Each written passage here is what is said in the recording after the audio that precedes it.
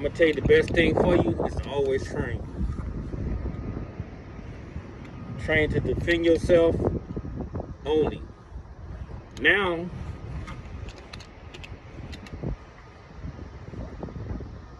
you get you one of these, right? And if you want to learn how to use it, all you gotta do is holler. Because this what happens when people underestimate you. This right here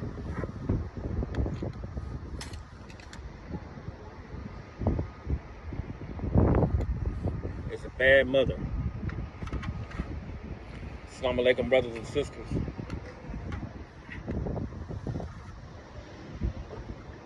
I wanna talk about a friend of mine. His name was Latimore Nelson. When I was in the penitentiary, Latimore wasn't my homeboy. Latimore was my friend. And the reason I say that is because any situation that I got into, even if I knew how to handle it, Latimore always got into the situation with me. Even though I was molly-whopping somebody, Latimore still jumped in, man. The loyalty that brother had for me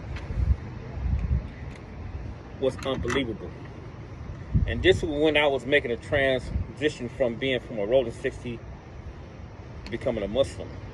He still was rocking with me. I was like, bro, I got it. I got this. I got this. Amen.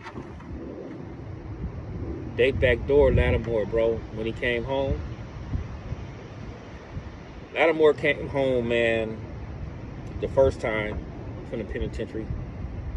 And then he caught another case with Lil Mad, and he went back to the penitentiary.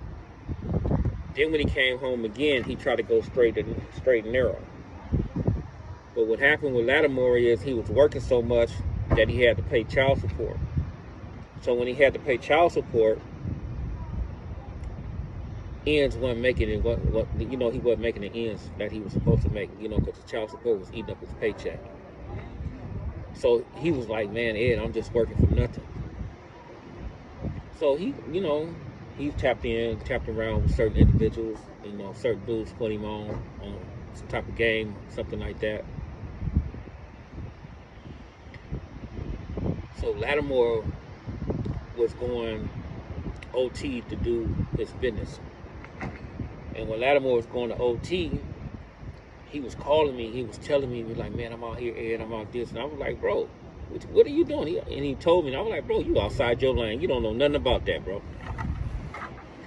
So he came to my house one day, and he told me what he was doing.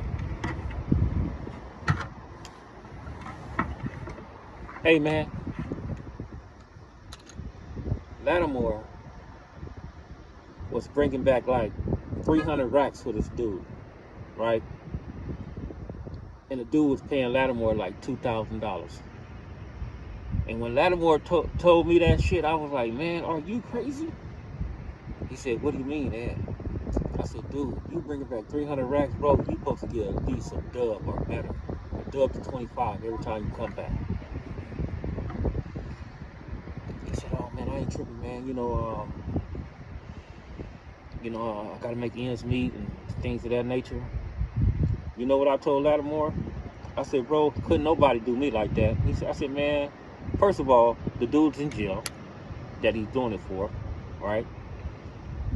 The dude is not eruptible like Latimore, because Latimore was eruptible over there. Hands down. Latimore eruptible. Okay? And then I told Latimore, he said, well, Ed, what you do? I said, man, if that dude paid me $2,000, I said, okay, and I'll go back out there the next run. That other 300 I would have came back with would have been in my pocket. And if I was still in that lifestyle, like Latimore was, and Latimore was staying on Bryanhurst, I would have went got a sack, and I would have paid all the little hitters on Bryanhurst to be on my team, And I would have dared somebody to come over there and say anything about it. That's what I would have did. So Latimore took a different approach, man, and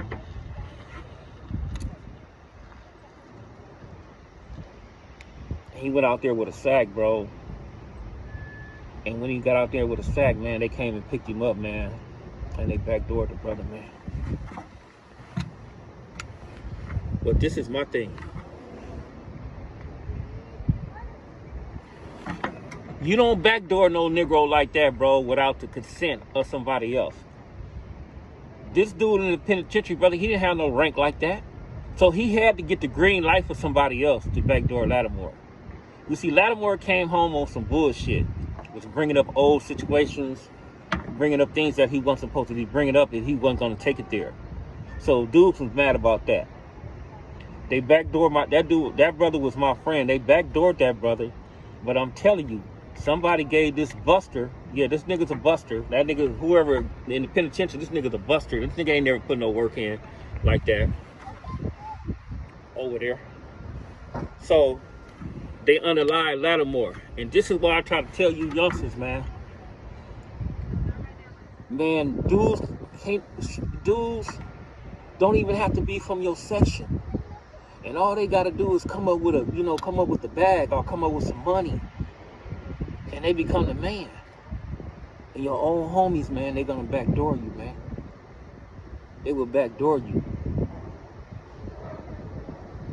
Don't you know, brother, that man, mother, Latimore, and his family didn't want none of them brothers over there from the section at his funeral, bro?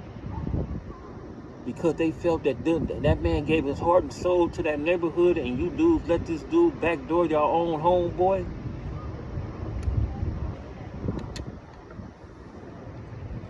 See, these dudes ain't gonna tell you about this type of shit. They gonna glorify the, oh, with the homies we go do this, with homies we go do that, and we gonna do this and do that. They ain't gonna tell you, man, the back doors, bro. That's why I encourage you, brothers, man. You guys don't have no felonies. Hey, man, tap in, man.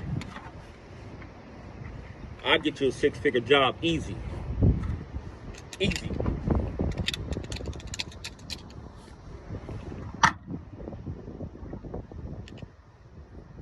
Rest in peace, Lil Latimore Nelson, Lil No Good. And for you dudes, you know who y'all are. And y'all still dealing with the dude that helped backdoor Lil Latimore. It's rest in peace, Lil Latimore, Lil No Good. And the middle finger to the rest of you dudes.